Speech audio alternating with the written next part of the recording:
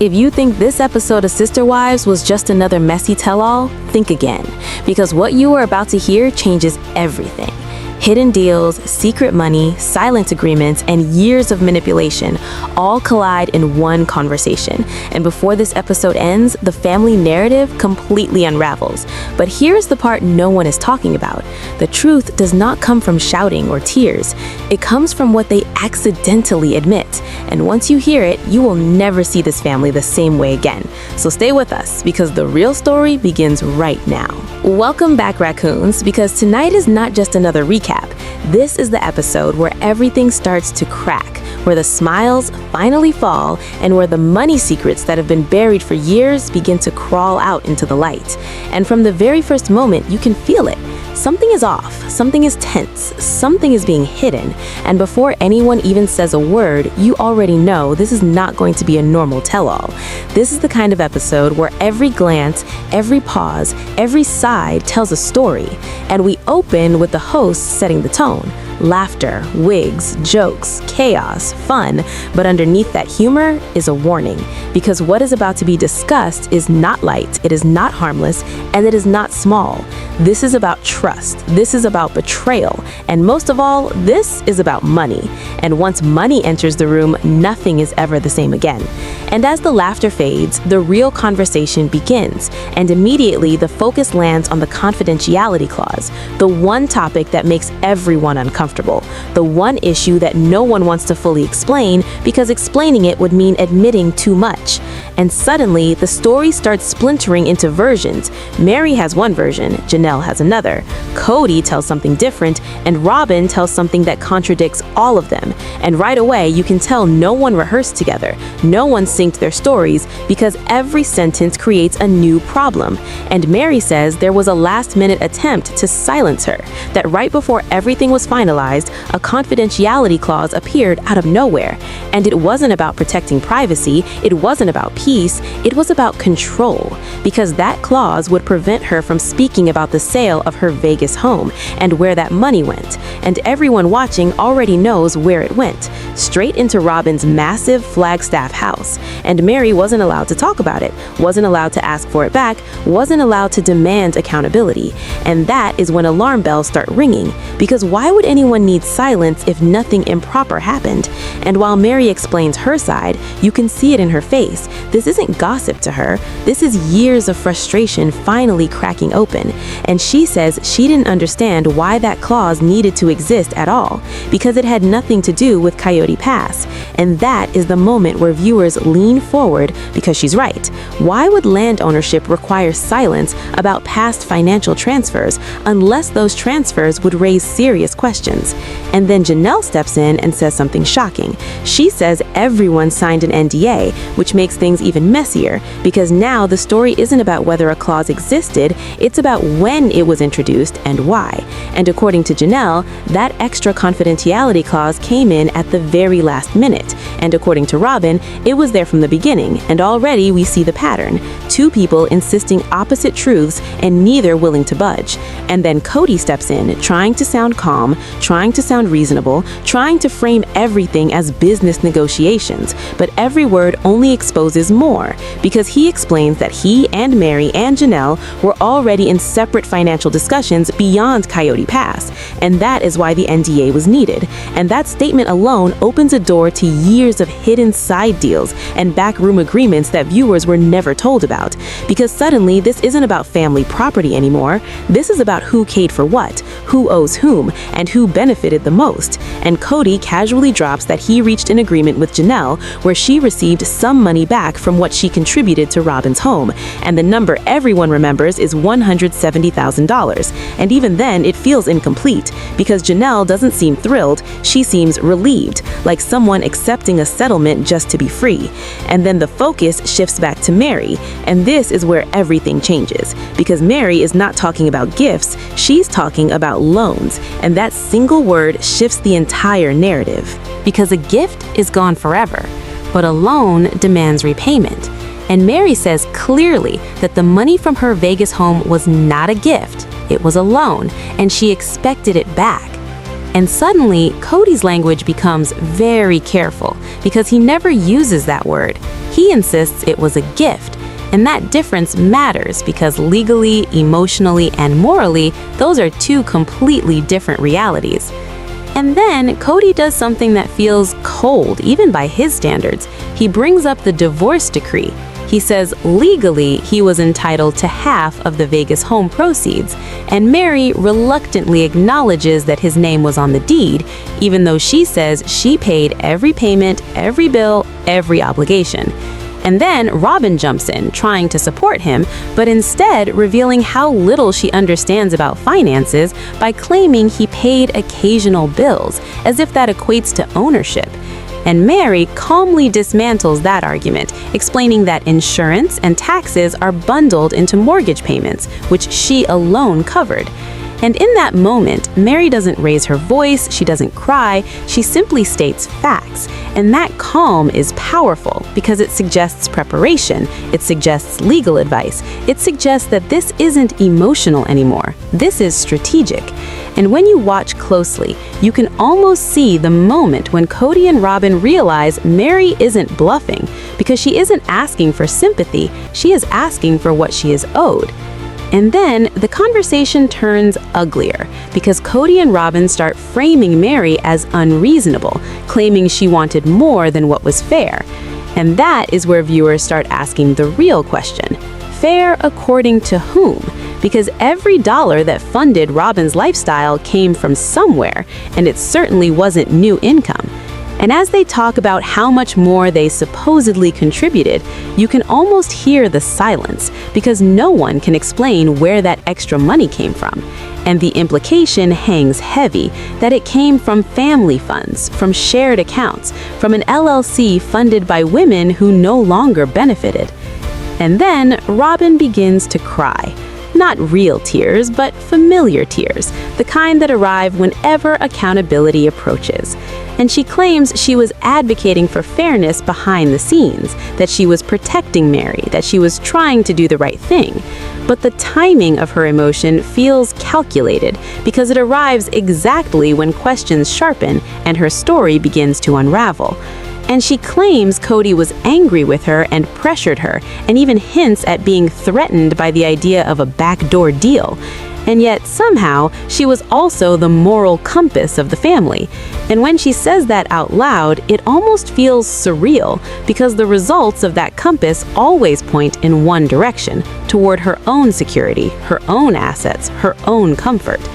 And then Janelle reacts in one of the most satisfying moments of the episode because she refuses to play along. She calls the idea ridiculous and reminds everyone that power must be given to be taken.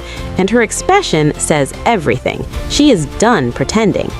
And then Christine enters the conversation from the sidelines, and she delivers perhaps the clearest assessment of all.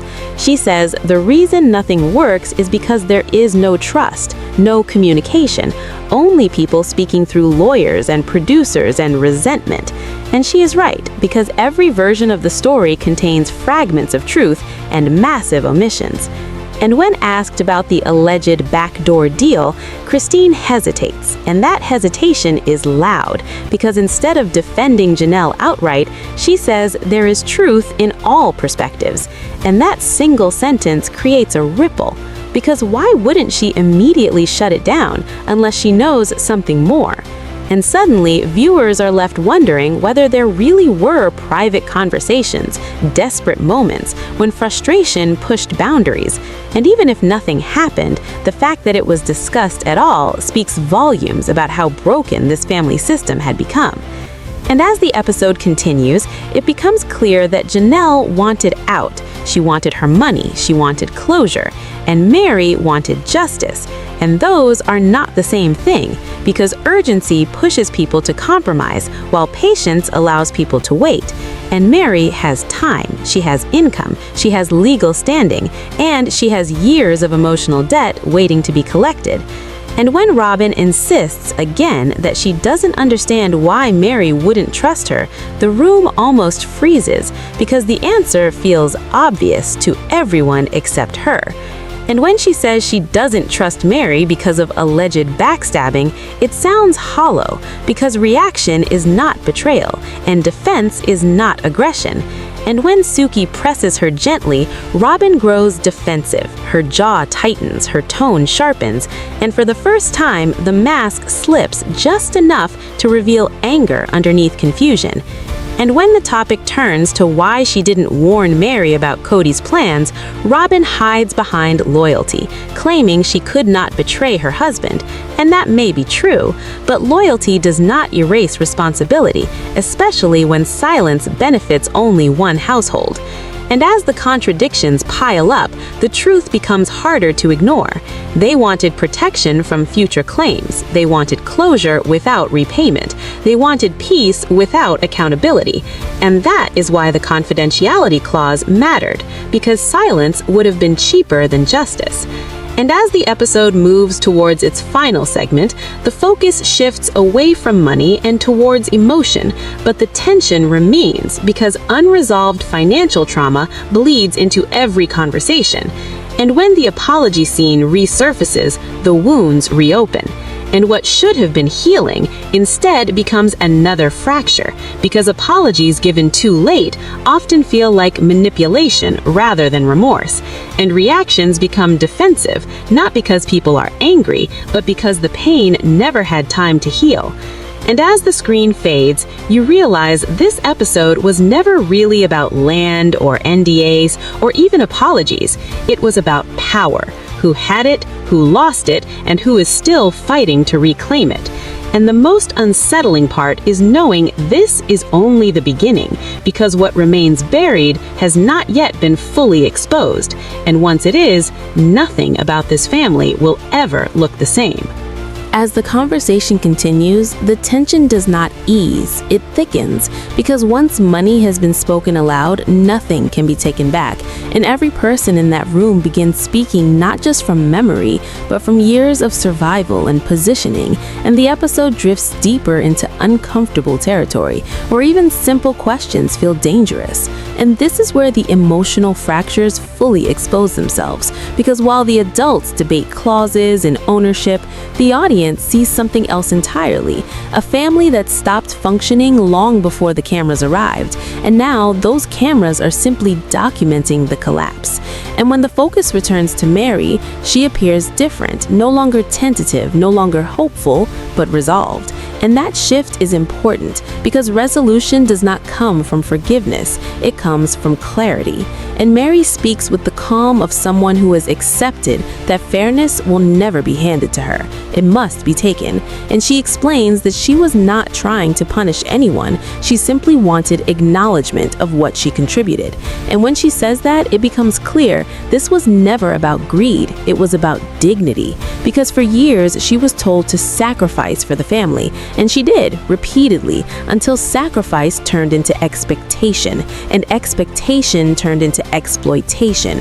And when she finally asked for something back, she was labeled difficult. And that realization seems to settle heavily on her, as if she is finally seeing the pattern without denial. And while she speaks, Cody shifts uncomfortably, because the narrative he relied on for decades, the one where he was the leader, provider, and decision maker, begins to unravel. And he responds by reframing again, emphasizing legality, contracts, and percentages, because numbers feel safer than emotions. But even those numbers do not favor him when viewed honestly. And the more he talks, the more defensive he sounds, and defense often signals guilt, even if unintentional. And then the conversation turns to timing, and this is where everything becomes even more unsettling, because Neri explains that the confidentiality clause appeared right as negotiations were about to expire, when pressure was highest and options were lowest. And that detail matters because urgency changes consent. When someone is told, sign now or lose everything, that is not negotiation, that is coercion. And although no one uses that word, the weight of it lingers. And Robin attempts once again to reframe herself as the protector, the peacemaker, the one trying to keep harmony. But harmony that requires silence is not peace, it is suppression. And viewers can sense that the frustration in the room is no longer just between spouses, it is between realities, because everyone remembers events differently, yet the outcomes all point in the same direction. And when Janelle is asked again about her settlement, she remains vague, and that vagueness speaks volumes because people who feel satisfied tend to explain freely, while people who feel cornered tend to say as little as possible. And her language suggests resignation, not victory. And when she says she just wanted to move on, the emotional truth becomes obvious that her priority was not winning, it was escaping. And that desire colors every choice she made, including any conversations that may or may not have happened behind the scenes.